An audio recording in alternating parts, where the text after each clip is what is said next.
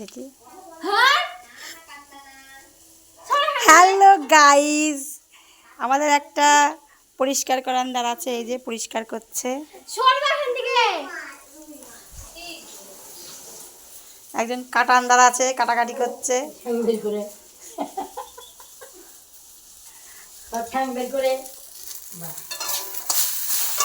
আজকে রান্না হবে আমাদের এই যে দেশি মুরগি, ঠ্যাংগুলো দেখলে তো একদম লিকলিক লিকলিক করছে, সেই ঠ্যাং।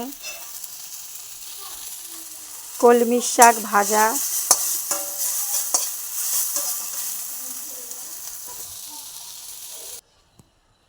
খোকা ইলিশ মাছ ভাজা হবে, দেশি মুরগির মাংস, কলমি শাক ভাজা, আর ভাতটা এখনো হয়নি, ভাতটা হবে।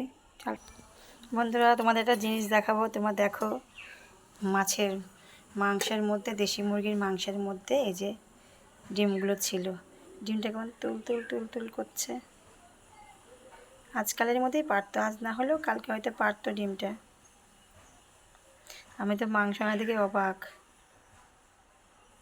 কেমন তুল তুল করছে দেখছো তোমরা। এই ডিমগুলো কী করবো বুঝতে পারছি না, যদি গলে যায় ঝোলে দিলে। আমি গামলাটা মেজে নিই, মাংসটা আবার ঢালতে হবে তো গামলার মধ্যে। এখনো কিচ্ছু হয়নি রান্না।